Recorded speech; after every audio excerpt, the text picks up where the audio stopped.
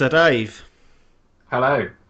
For Honor, we're here to talk Four. about it because Yep. you dived into the beta this past weekend, so about a week ago by the time this probably airs. hmm I imagine you was impressed with it because you've actually gone out and bought the thing. I have, and I was. So I think I probably played a bit more of it during one of the closed alphas that you kindly invited me to, Yeah. and then I got a bit of gaming in for the beta, which was much the same as the alphas, but they just gave you three extra characters to try. Okay. But yeah, I quite like it. It's a fun game to play. Um, it's got a sort of I like playing online against other people, so that's quite competitive element to it. Yeah. Um, and so I thought, yeah, I'll pick it up. My concern with it, as I'm sure we'll get onto, is the longevity. So I bought a physical copy so I can All resell it right. Yeah. if it all Always. goes wrong. But yeah, it did enough for me to want to go out and pick it up. Excellent. That's obviously a positive sign. For those that aren't quite familiar with what For Honor maybe is, or they've seen it and they've only seen blokes on the telly shouting with swords, hmm in a nutshell, what will people be getting into if they decide to go out and get For Honor?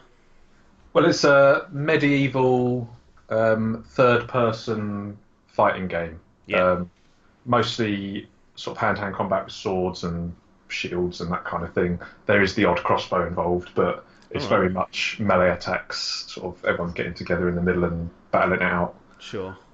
Um, it has, it does have a single-player campaign. That was something I wasn't sure about from the betas. I hadn't read up too much on it in advance, Right. Yeah. but it does have a campaign. So there is a bit of a story mode to play through if you aren't a fan of the online stuff. And then once that's done, yeah, you can move into online game modes and play against bots as well. So if you don't like playing against All right. real people, there is the option to play against bots in those same game modes. That's interesting. Mhm.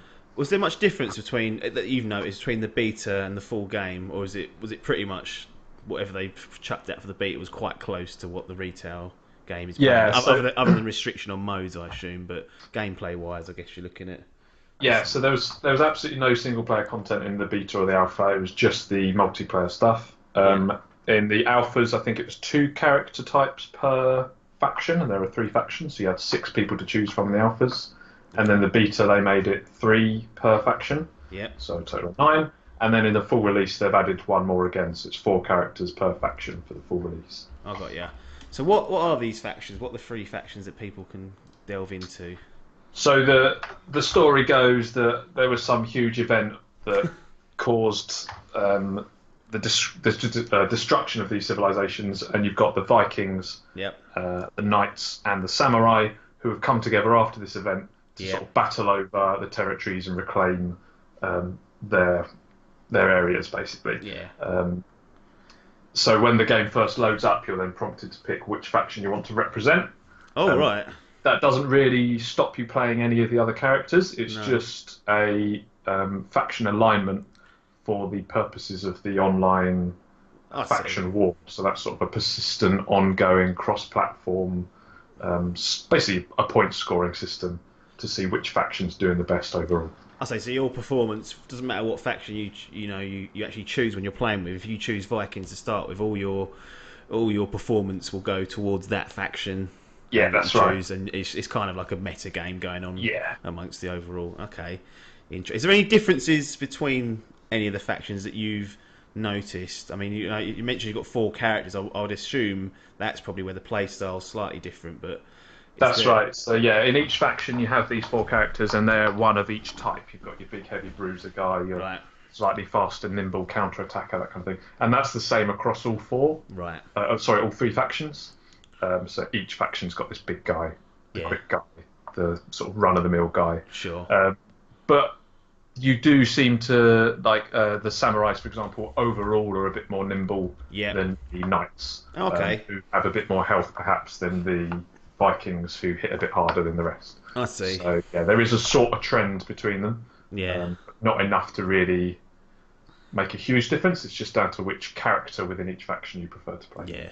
Who did you pick out of choice out of interest rather when it come to the opening of picking your kind of faction alignment? Did you? I went for the knights Okay. purely because in the alpha and the beta, the first character I had picked was a knight, so it was the one I had the most experience with. Yeah. Um, and of the four characters across each faction, that one had the sort of four that appealed to me the most. Yeah. Okay. So I'll stick with those. They're basic. Excellent. So a lot's been made of the combat with For Honor, saying it's quite a unique take on melee and hand to well, not hand to hand combat, weapon to weapon combat Yeah. at close range. How does this work? Is it a kind of a rock paper scissors momentum, or is it you've got certain combinations you can pull off, or how does this For Honor battle system work? Well, it's a bit of both of those things you mentioned there, but Okay. essentially you have three stances. You're either left, right, or top, and that Right. affects the direction of your attacks onto other people, but also the direction from which you block other people's attacks. Okay. So if you're guarding left and they attack you to the left, you'll automatically block it. I got you. And then within that, you have these combinations of moves that help you get past the opponent's block, Oh, or okay. dodge the block, or parry it, and come back with an attack of your own. Sure. So it's sort of rock paper scissors, but with a bit of strategy in there. You get a little warning when someone comes in with an attack, so you can You be a can bit adjust. tactical about adjust to that, block it, or dodge out of the way and come in with something else of your own. Excellent. So, what sort of modes are we getting? So, we mentioned there's a campaign there for people to go off on solo, but the meat of this, the crux of this, is it's the online play. Yeah. Um, So I've played the campaign for about probably 3 or 4 hours. I've not got very far through it. It's split glorified into tutorial. the first couple of levels of the campaign. Certainly, they just literally repeat the tutorial Right. almost command for command. Yeah. So you fire up the game, you go through the tutorial, which teaches you how the blocking system works and all of that. You load into the campaign, and it teaches you the exact same thing with the exact Right. same scenarios, just in a different setting. So Sure. that was a bit odd. But what it does do, which is quite nice, is it dictates which character you're going to play, and it leads you through each different character type for that faction. Sure. So you start off playing the Knight's story path, Yeah. and it will lead you through the four characters that make up the Knight faction. So you get a bit of experience with all of them. You get Okay. to unlock cosmetic things, and then you can take that experience that you've got into the online and at least go in with a bit of an understanding of how each character works. Sure. So in online, how many modes have we got? We got a handful, or we got half a dozen? What's going on with the Um, online modes?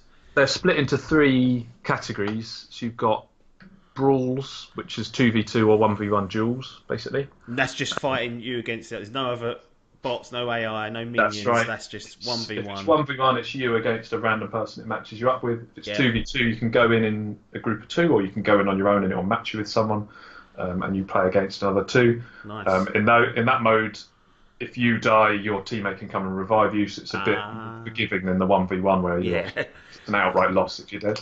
Yeah. Then you've got the 4v4 deathmatch modes, of which there are two types. There's elimination, so Yep.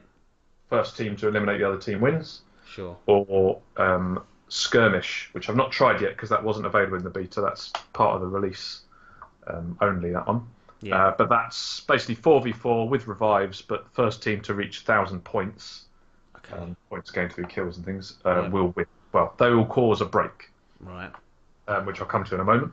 Okay. And then the main game mode, it seems, the one that's sort of been involved in all of the alphas and the betas, and the one that has the very high activity when you're queuing for an online game, is what's called Dominion.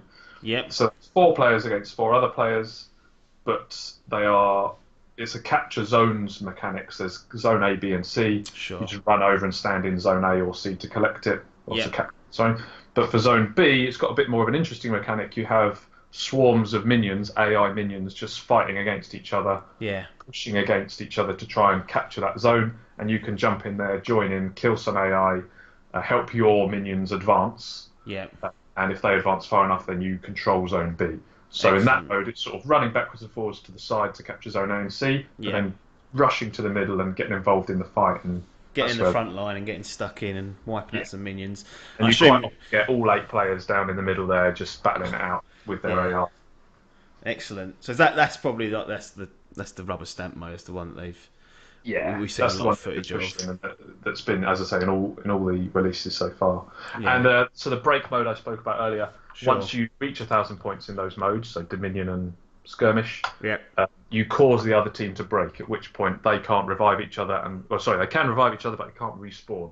Ah, okay. And so you can then try and wipe their entire team out and win the match. Yep. Or if they manage to go and capture another zone while you're busy hunting them down, they rally and they come back and they can carry on with the fight. Oh, right. So it doesn't end. So 1,000 points is not the end of the game. It does give them an opportunity. You have to stamp them out That's to right. And you win the quite game. often get these insanely good players who, when they're down to the last man on their team, can clutch the situation, either kill all the opposition, Yeah. get around and capture a zone, and get the battle back on. Interesting. That's a nice way of doing it. I liked that in. I mean, it wasn't the same, but I remember Titanfall at the end there would be a little mini game where the Yeah, that's losing right. parties had to depart. I like the kind of post game stuff, but this takes it a step further. This ensures the game can actually still continue if the other Yeah, team is savvy enough and yeah. can produce a comeback from behind sort of victory. That's excellent. In terms of like progression, with every multiplayer game, you're ranking up, you're normally unlocking stuff. What kind of line of progression can people expect when they pick this game up? Is it the characters are all unlocked? I guess you're just unlocking abilities and weapons, or aesthetic stuff. Well, I think you have two, or maybe just one of the four characters available for each faction unlocked Oh, when you start. You can play as any of them, but yeah. only one of them is unlocked and allowing you to progress and level up and customize it. Oh, If you okay. want to use one of the others and customize them, you have to buy that character, which Yeah, costs 500 resource points that you yeah. basically collect as you play the game. Um, so as I say, they're all available anyway. But if you want to make that your main character and change the way it looks and change the Customize them and yeah, yeah, exactly, then you have to unlock it. yeah. And then as you're playing through, you're gaining experience, leveling up, unlocking new equipment, which can change your gear score. So there's sort of gear score Yeah. mechanic in there as well.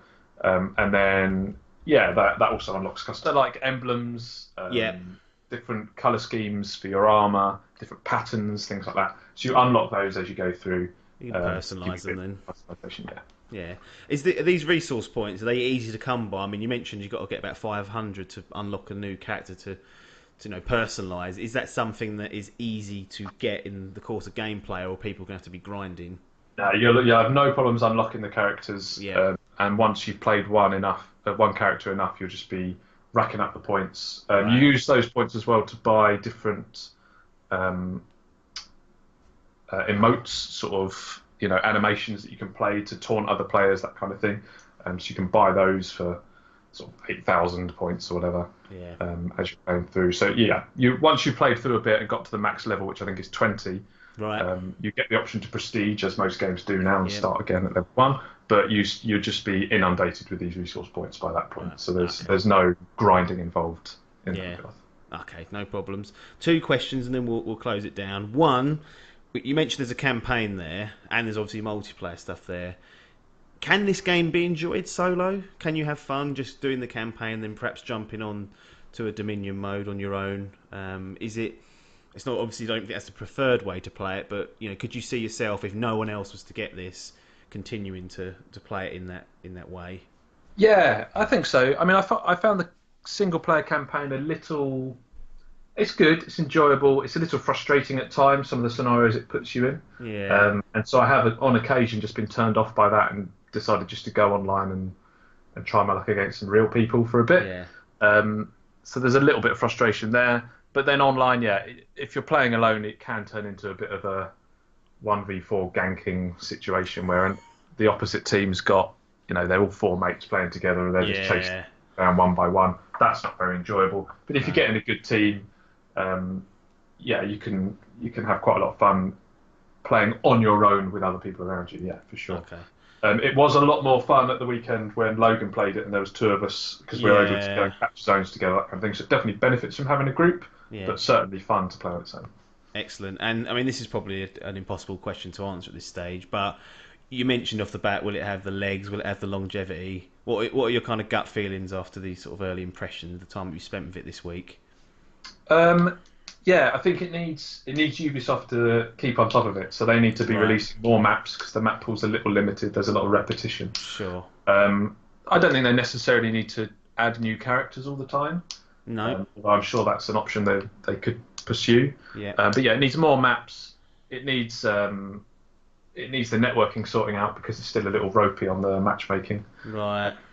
And then maybe if it gets picked up as a competitive game because the skill ceiling in this game is really high. You get some players who are absolute monsters at it. Yeah, If it gets picked up as a competitive game, then yeah, maybe it could rumble on for a bit, keep me interested.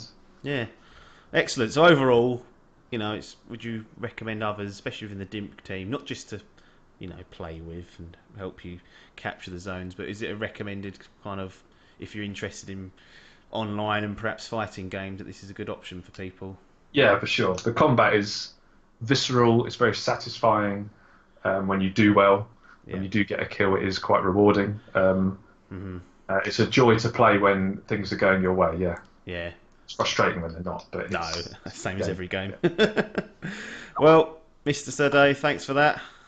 That No was worries. some good insight. Hopefully, the people at home can use that to decide whether they're going to carry on and maybe buy a For Honor. But we will check back in with you, I'm sure, at some point to perhaps get a full review once you've spent some good time on it. But thanks for joining us on this particular occasion of Let's Talk. No worries. Cheers.